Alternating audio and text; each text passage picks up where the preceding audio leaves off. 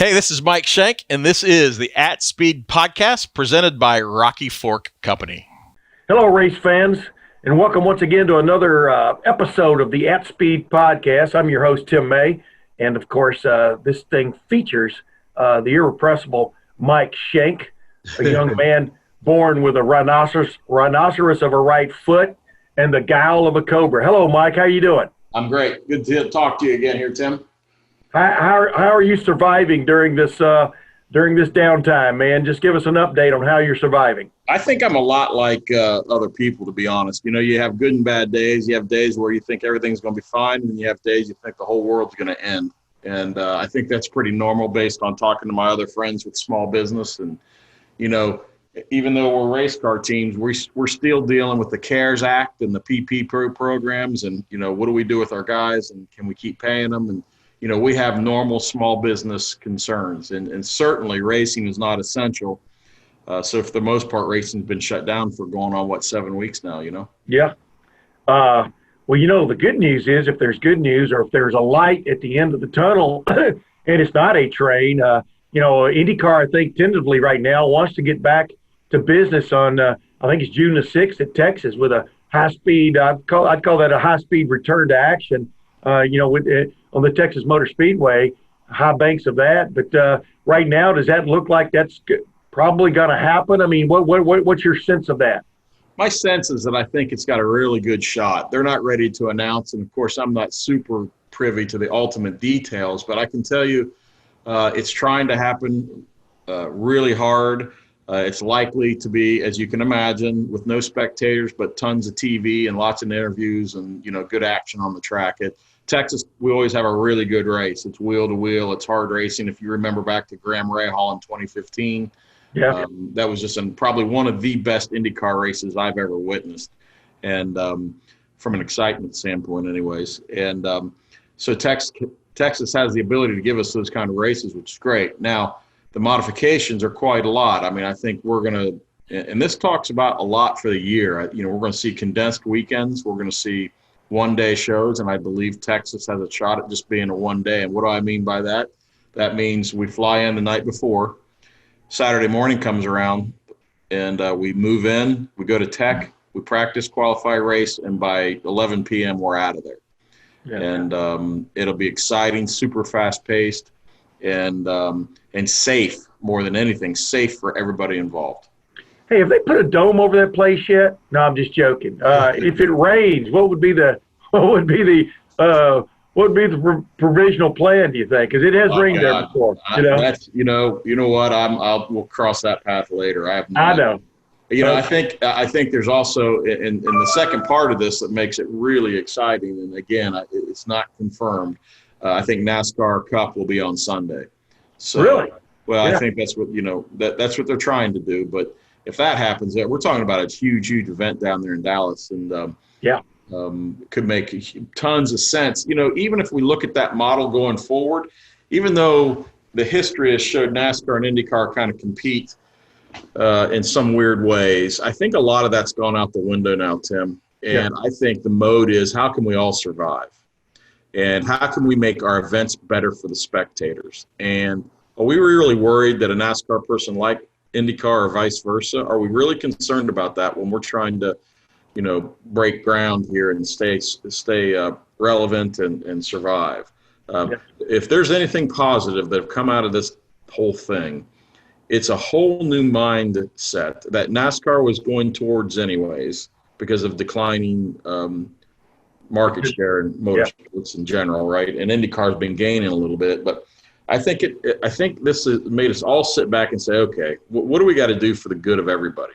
And how can we make it more appealing for people to come out of this hibernation and come out into an event when it's time and safe? What are new things we can do and bring, you know, to the table? Yeah. You know, let me just real quick, the brass tacks thing here. You would prefer if y'all share weekends that y'all go first, right? I mean, I would think from a rubber on the track standpoint, I mean, because I've always heard that's one of the real, not heard, I mean, it is one of the real problems is the differential in the rubber that's put down on an actual racetrack is different, et cetera.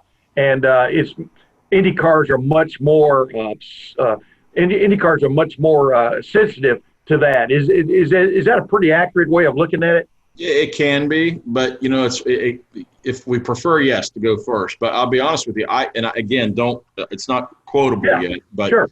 But I think they're going to have trucks or Xfinity with us on Saturday, so we're going to have that rubber no matter what. Wow. So if it rains, that's why I don't know what happens if it rains. If we race on Sunday or Monday or how that works, but we prefer it. But listen, our cars are adjustable and we modified, and everyone will have to deal with the same problem. So minor problem in the scheme of things today. Yeah, you're co-owner of the Meyer Shank Racing team in Pataskala. Obviously, you guys run in the IMSA GTD program with your Honda. I mean your Acuras. What is the latest update in that schedule? Yeah, we just had a meeting with IMSA yesterday, actually, and they're on target to run the races as posted right now. And if you notice that, then you'll notice that Watkins Glen is up first on June 28th or 9th, the last weekend of June. Mm-hmm. Every 2 weeks, they're going to have an update for us. So depending on the health conditions of each state and what their laws are at the time, we can modify that. So, and there's a plan A and plan B in place.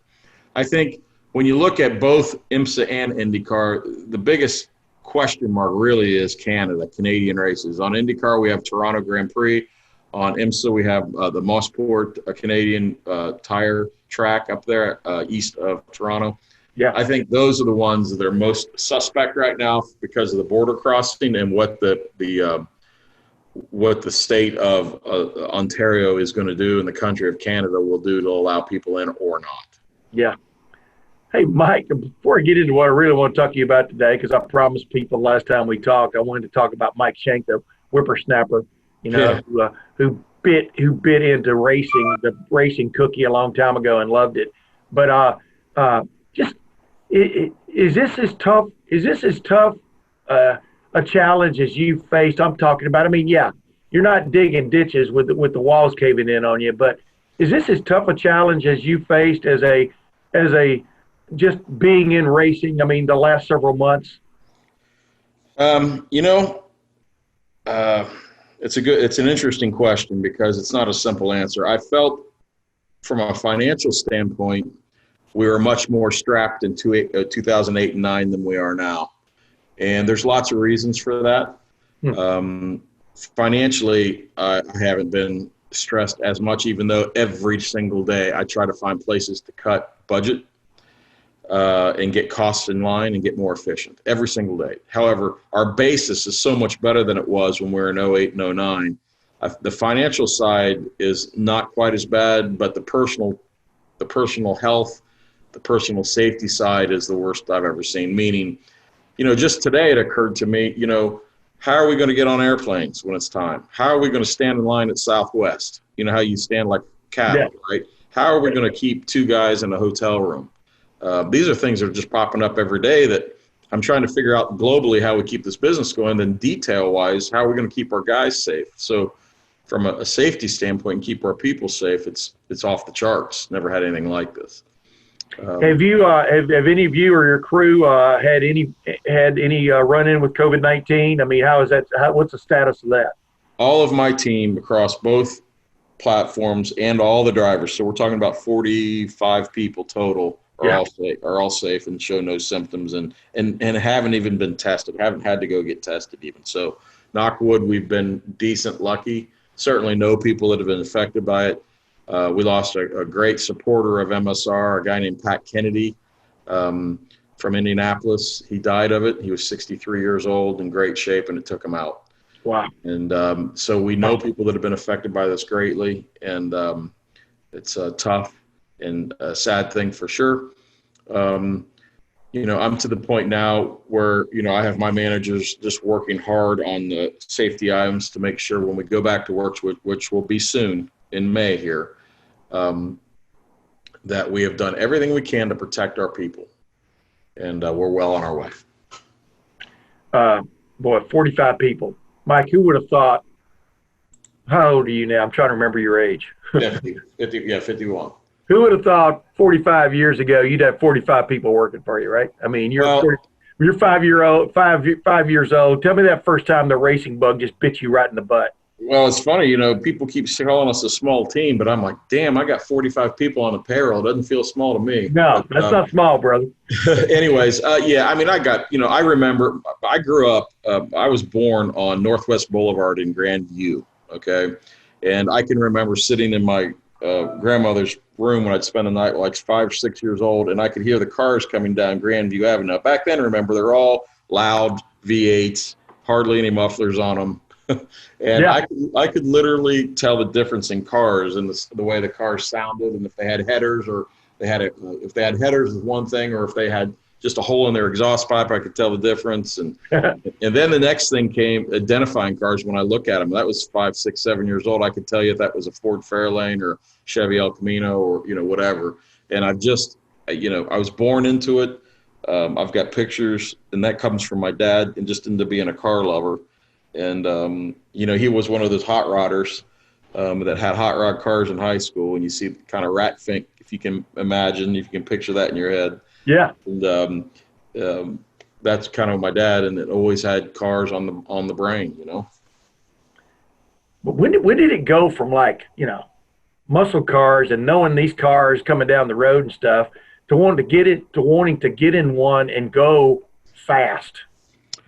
That came from my dad. My dad working at Western Electric, which was at 270 in Broad Street. It's now Mount Carmel, I think, actually. But he got involved in racing, and we lived in Gahanna and Ohio, and he got involved in racing out there with a bunch of guys for fun at night. So they would always go during the week. They go work on the car after work, and then on the weekends they would go racing to MidOhio, IRP. Blackhawk Farms, Road America, Watkins Glen. And so at that time I was probably 9 or 10, something like that, 7, 8, 9, 10. And I would beg him to take me to the track, or at least take me to the garage and let me help work. And eventually I wore him down, and he started taking me. And as soon as I got my license at 16 years old, I started driving myself to the garage that he helped at, and doing it on my own. And I wanted to drive race cars. I always loved driving. Certainly not we're a very mid-income family, and it's very expensive. So we had to get real creative on ways to pay for me to get to try to race. What was the actual first time you raced a car? I think people are interested in this because, I wish racing was a little more accessible to people as they grow up. I think who knows how many racing talents have gone by the wayside because they never got a shot, But what was that first race car? I mean, the first time you raced a car, where was it, and what do you remember about it? What kind of car was it? So here was the thing. I had to figure out a way. My folks, we just didn't have enough money to buy a race car for me to go racing. I had a brother and sister, and they're all doing their thing. And my dad worked every day hard and made reason. We weren't poor by any means, but we didn't have the money to go buy a race car. So the minute I graduated from Gahanna Lincoln High School, I was good. I was a good mechanic at that point. I rebuilt. I had probably 18 or 19 cars in high school. My dad helped me rebuild cars, and I'd buy them broken and sell them and make money, and buy them broken and sell them, and engines blown up, and we'd rebuild them. And I think I had 18 cars by the time I graduated from Gahanna. Wow. And eventually I became a mechanic at MidOhio Imports for Don Marsh. That was at 270 in Morris, right? And I worked on Mazdas and Maseratis, and I made just enough money to get a loan to buy a race car. So my first car was a thing called a Austin Healey Bug-Eye Sprite. Now it was a full race car with slicks, but it was super low power, but you had to have something to go what they call driver schools, okay, in the SCCA to get accreditation, a license to drive. Right. So I think I paid $3,000 or $5,000 for that car. Had a loan for it, used it for a year and got my license. It did exactly, and I was pretty good at it, right? Yeah. And my dad and I and family all worked on that car together. It just kind of made it work. And they put in everything they could, my mom and dad, and I funded to where I could, and it was enough to get my license. Well, and by that time, it was my second year as a mechanic. I was making more money and doing pretty good at MidOhio Imports, and I got a bigger loan for a car called a Sports 2000, which is a true, real Formula sports car. Okay. Yeah. Let me number up. That's an open cockpit, but closed fender car, right? If I remember That's right. Yeah. And really, that's what started everything, because that was a proper, really fast car that was designed just for racing. And I got that thing and did pretty well with it. And a couple of people, local businesses, came along and decided they thought I had pretty good potential, and they backed us just a little bit, just enough. A company called Efficient Air, and they put a lot into me. At the time, it was a lot. Today, it's not much at all, but it was enough to get us going. Yeah. And we kept progressing up that scale. And as we did better, people started noticing, and they'd say, "Can you take care of my car?" I said, "Sure." So I was able to quit my job at MidOhio Imports. I started prepping cars and driving my own. And it literally took off from there. That was the foundation. The foundation was do whatever you got to do to get in, do well, get recognized for it, and then figure out a way to move yourself up the ladder. And that's what we're able to do.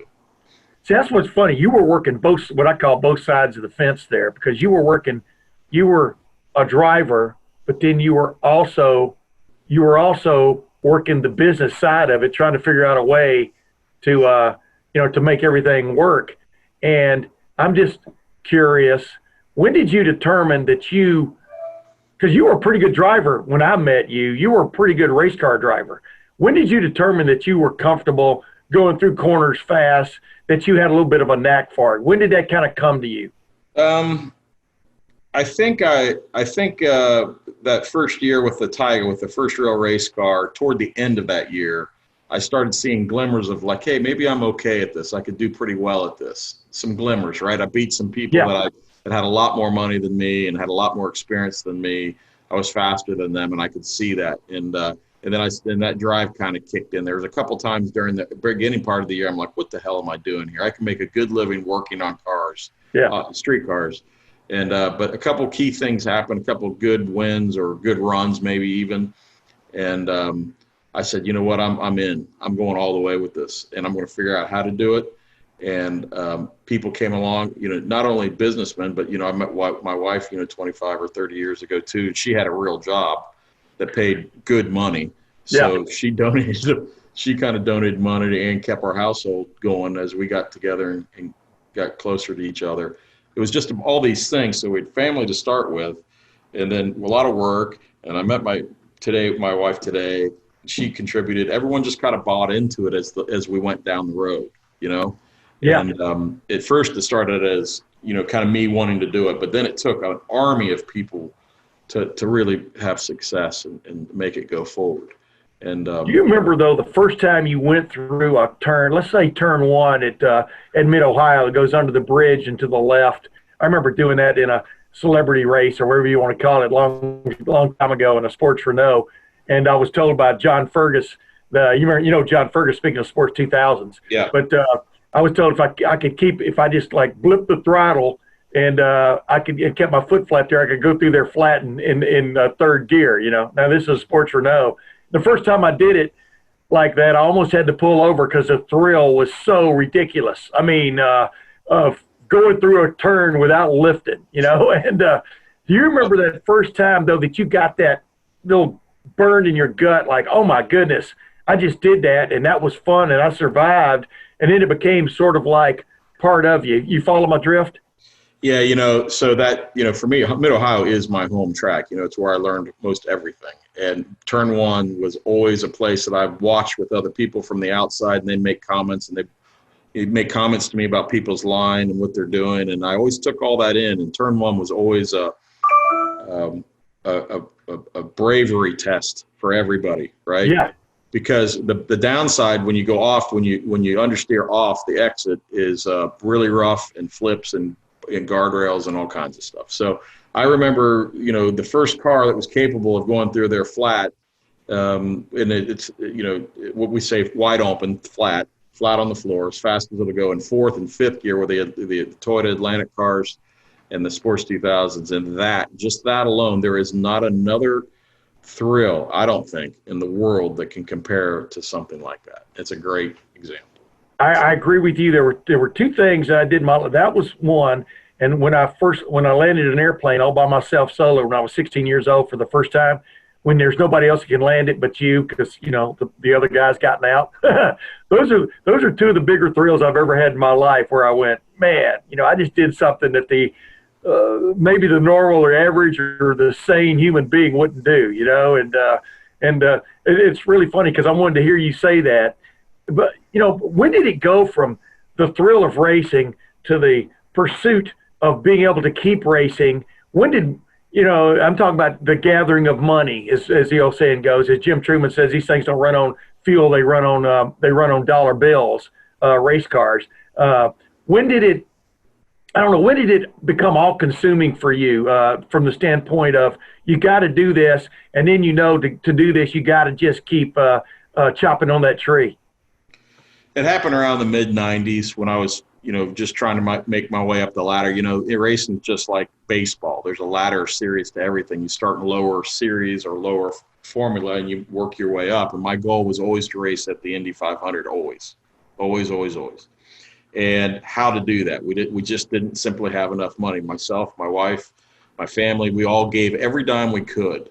And I said, okay, how are we going to do this? We're going to need some outside help. And just a general networking exercise, going to race weekends, people all of a sudden deciding you either did a good job for them working on their car and they'd help you financially, or a guy that had a car and kind of enjoyed racing but wasn't great at it, decided he wanted to be part of something that could be pretty cool. Yeah. I relied on all these people along the way to get me where I needed to do, to try to go up this ladder, right?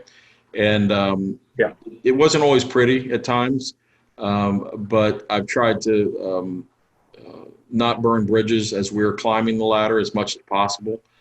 Try to be nice to everybody, thank everybody.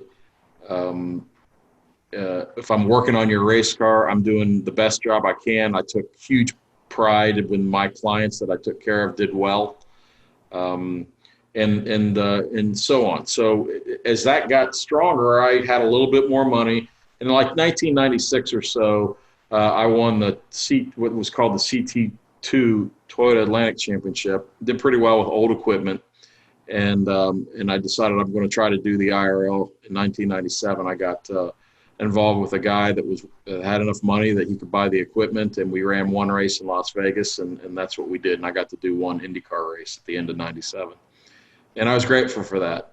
But by that time, I think I had robbed, taken every dollar from everybody available. Plus I had a few 2 or 3 full-time people working at that time.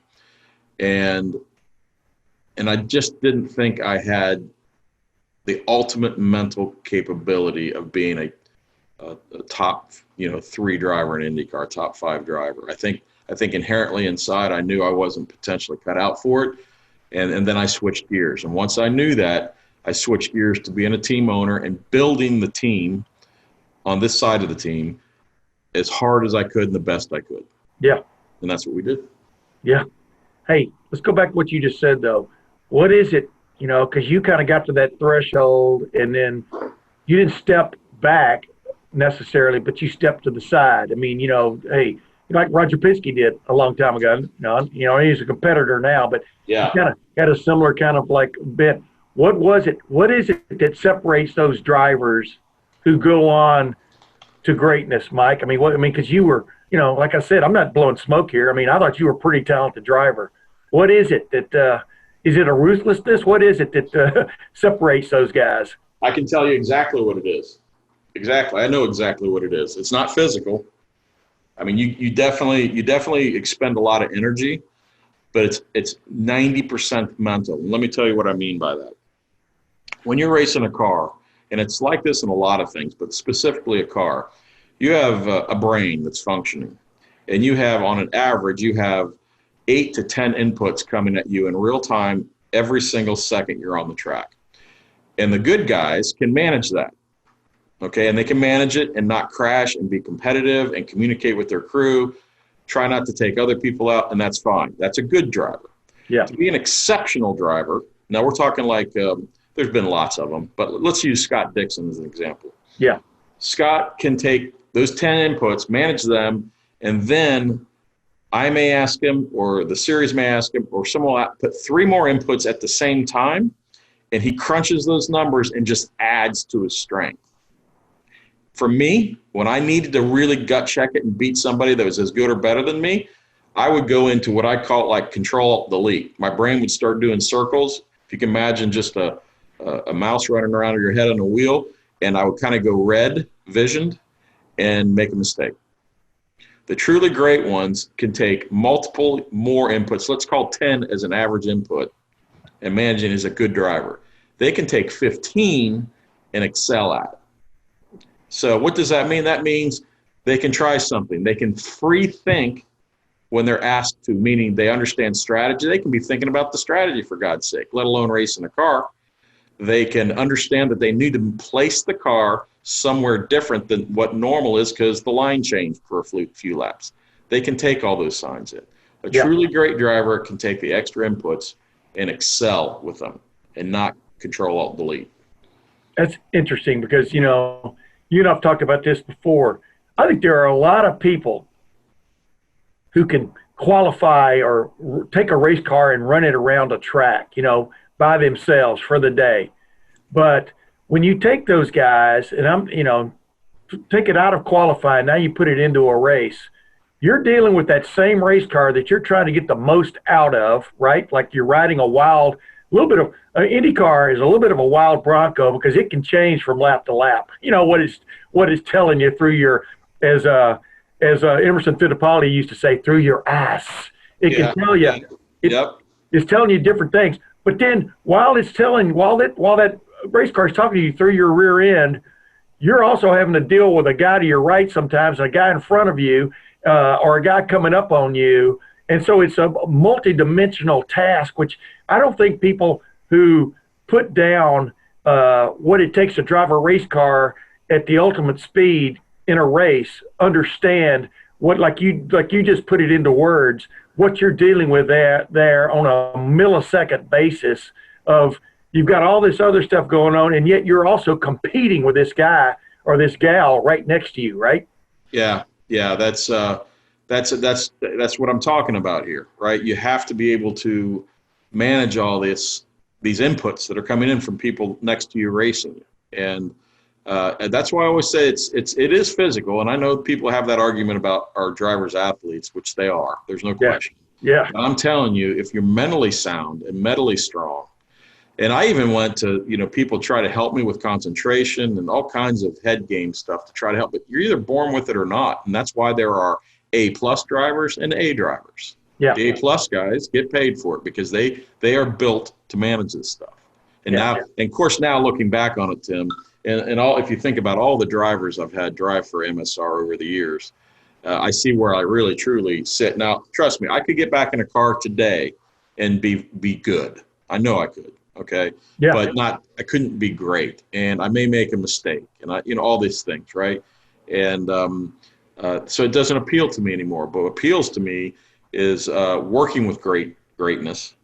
And I have had and have now just tremendous opportunities to work with great people. Yeah. And that's an art form unto itself. Like Urban Meyer, the great coaches, Jim Tressel that I've been around, through putting people together and having them all on a task of making, of everything coming together, the point of the spear, and then being great with that. That's definitely an art form. I want to ask you this though before we go.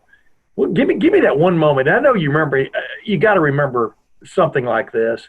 That weekend, that lap in a race where it just all came together, kind of like hitting that pure shot in golf.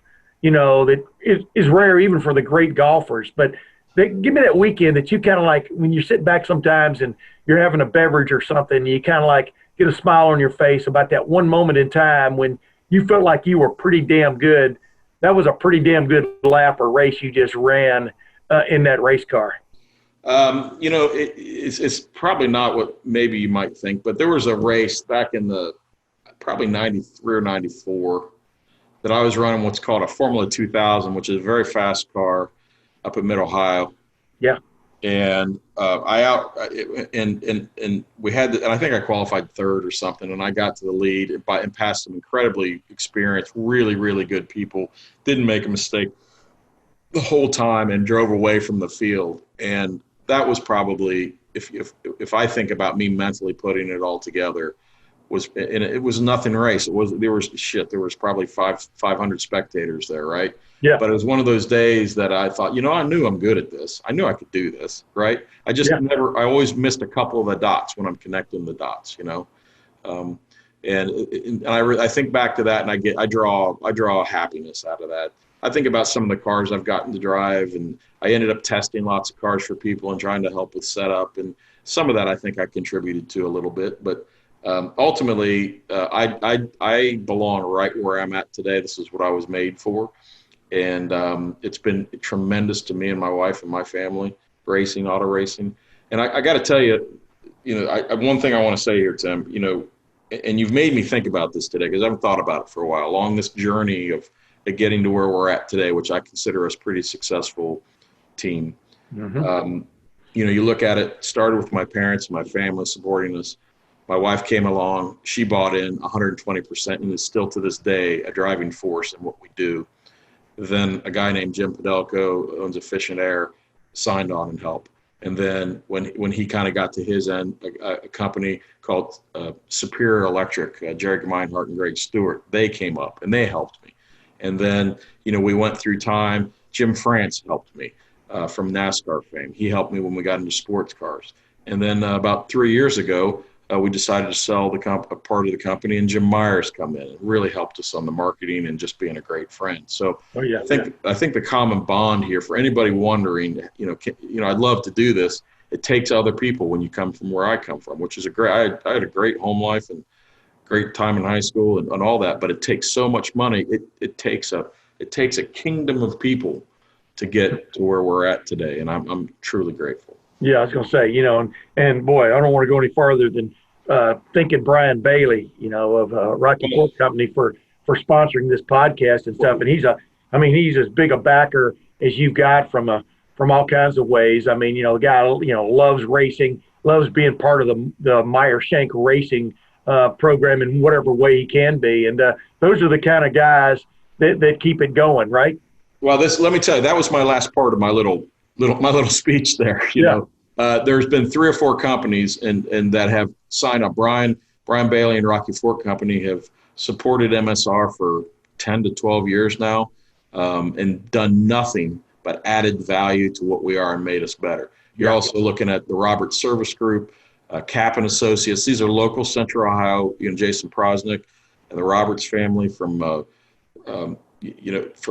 everybody out here pushing hard and always saying, we can help you. And they did. And they still do to this day. So all those folks all along the way made it happen. It certainly just, wasn't me. I mean, I couldn't have done it. It's not physically possible to do it.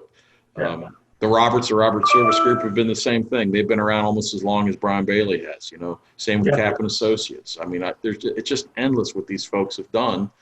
And they have their issues too. They go through good and bad times, but they've always stuck with us. So somehow, if you're coming up the ladder, you got to network into great people and get them to believe in you, and then work your ass off and take big risks. Yeah. I mean, my greatest example, Bobby Rahal with Jim Truman, founder of Red Roof Fence, but a guy with a passion for racing, as we all know. And, that's just an example of a guy coming along at the right time for him, kind of late in his career a little bit, in some respects, because he didn't really go IndyCar racing until he was, 29 years old or something. But he made a career out of it. And it's really interesting to people that have to happen. That's why I was always pushing you, Mike, when I was at the Columbus Dispatch. I mean, I had my fingers crossed that you would get into, because, the IndyCar realm and stay there, because, I knew that Rahal was moving his team to Brownsburg, at least the IndyCar part of it, in Brownsburg, Indiana. And lo and behold, here you are, and we're still talking about it. And it's funny how you can turn a passion from one direction into another. But I really do think that and you're going to agree with this, the background you got from being a driver, from having that desire to go fast and knowing what it took to go fast, and knowing from your own vantage point what it took to go faster than you could ever go, has served you well as a race car team owner, because the right people to put in place, whether a driver's got it or not, and whether a crewman's got it or not, whether a mechanic is, the wrench has got it or not. I mean, that is kind of like, if there is a secret to your success, it is that, right? Having a bit of knowledge about a lot of this stuff.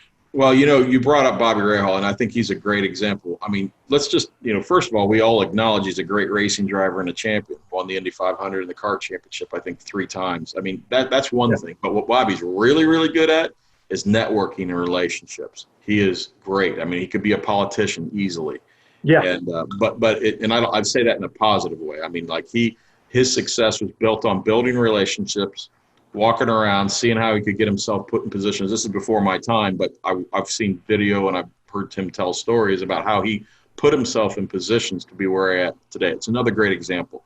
I always say I wish networking was a degreeable thing you could do in college, like get a degree in, because ultimately my phone book is what got me to where we are today. And that network is Bobby's just superior at. Yes, you hit a bingo on that. Well, ladies and gentlemen, that's another episode of the At Speed podcast with Mike Shank, with me on board, just asking a few questions every now and then. Of course, like I said, we thank Brian Bailey for making this all happen, the Rocky Fork Company. Hey, Mike, we'll be back next time, man, with a little bit more of an update. And as we approach hopefully the start of a season, but we'll have updates on people on how, once again, you're coping with the COVID-19 challenge. And then how that little light at the end of the tunnel might, in fact, be a race, right? Yeah, man, we want to go racing. We'll have a lot more to talk about than just how I got to where we're at. That's boring compared to current racing. So let's hope we get back to it, and I believe we will. Hey, the stories are what make it all happen, my man. But ladies and gentlemen, until next time, this is Tim May for Mike Shank. Thanks for listening.